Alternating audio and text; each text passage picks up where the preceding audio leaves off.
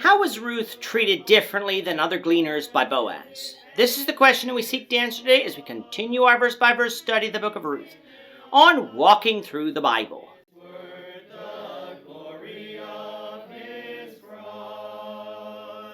Today we're going to be discussing Ruth 2 verses 14 to 23. Before we do that, let's read the passage. If you have a Bible with you, turn to Ruth 2:14. But if you don't have a Bible, don't worry. Just follow along with us on the screen. The version that we'll be reading from is the New King James Version. So Ruth chapter 2, beginning at verse 14. Now Boaz said to her at mealtime, "Come here and eat of the bread, and dip your piece of bread in the vinegar." So she sat beside the reapers, and he passed parched grain to her, and she ate and was satisfied and kept some back. And when she rose up to glean, Boaz commanded his young men, saying, "Let her glean even among the sheaves, and do not reproach her. And let the grain from the bundles fall purposely for her. Leave it that she may glean, and do not rebuke her."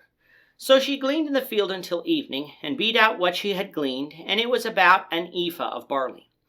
Then she took it up and went into the city, and her mother-in-law saw what she had gleaned. So she brought out and gave her what she had kept back after she had been satisfied. And her mother-in-law said to her, "Where have you gleaned today? And where did you work?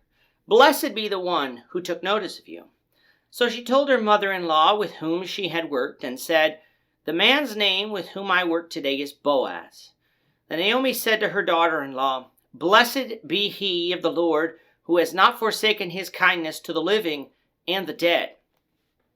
And Naomi said to her, "This man is a relation of ours, one of our close relatives." Ruth the Moabitess said, "He also said to me, 'You shall stay close by my young men until they have finished all my harvest.'" And Naomi said to Ruth, her daughter-in-law, "It is good, my daughter, that you go out with his young women, and that people do not meet you in any other field." So she stayed close by the young women of Boaz to glean until the end of the barley harvest and wheat harvest, and she dwelt with her mother-in-law. In our last lesson, we had Boaz speaking to Ruth, who had been gleaning in his field.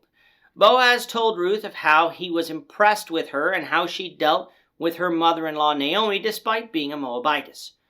Boaz had obviously seen Ruth's faith in the God of Israel as a reason that she acted this way.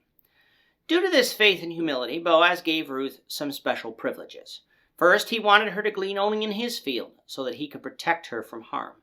Next, he told her to stay close to the women so that she would be able to be in the best position to gather what was left behind, since these women helped in bundling the sheaves that were reaped.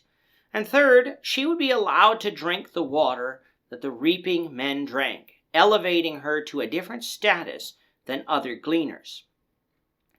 We said that Boaz's character and faith in God, obviously taught to him by his father Salmon and mother Rahab, was shining through in his treatment of Ruth. Coming to verse 14, though, Boaz extended Ruth more privileges that went above and beyond what was commanded under the law of Moses.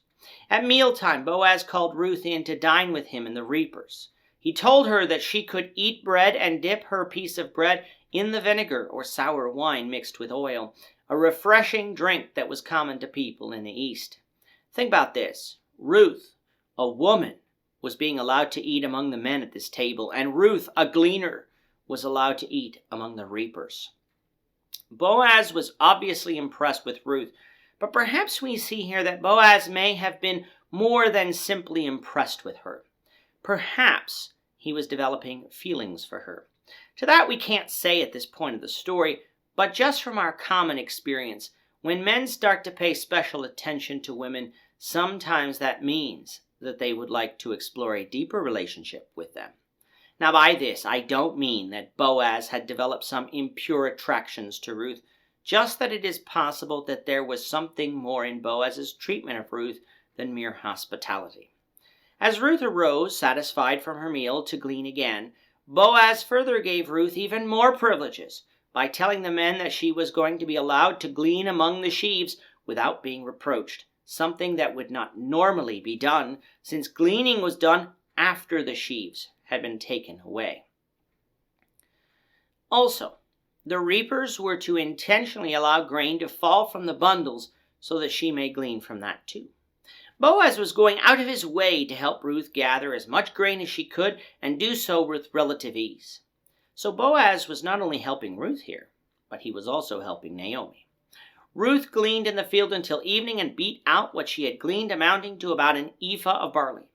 From our previous studies, an ephah would weigh about 16 to 18 kilograms or 34 to 39 pounds, so what Ruth gleaned was more than enough barley to last a few days at least. She took what she had gleaned back to her mother-in-law, who had inquired where she had gleaned. This was likely done out of surprise, seeing how much Ruth had brought back. Ruth said that she had gleaned in Boaz's field. Naomi praised God for this and called on him to bless Boaz for his kindness, not only to the living, but to the dead too, for she explains to Ruth that Boaz is a close relative to the family. Now, we knew this fact from the beginning of the chapter, but up until that time, Ruth did not know this. Due to this, Naomi instructs Ruth not to glean in any other person's field, for as we'll see from chapter 3, Naomi has some plans for Ruth that will be to Ruth's benefit. It is said that Ruth gleaned in Boaz's field until the end of the barley and wheat harvests. The barley harvest took place around Passover time, while the wheat harvest took place around the Feast of Weeks, meaning that Ruth gleaned in the field of Boaz for about 2 months. We'll continue with this story, the Lord willing, in the next lesson. With that, our time is up for today. The Lord willing, we hope you'll join us for tomorrow's discussion of Ruth chapter 3, verses 1 to 7, as we continue our walk through the Bible, one verse at a time. Thank you for watching today's episode. We hope that you found it edifying and ask that you not only subscribe to our channel and podcast, but that you like and share this episode among your friends, so that the saving gospel of Jesus Christ can go out to the whole world.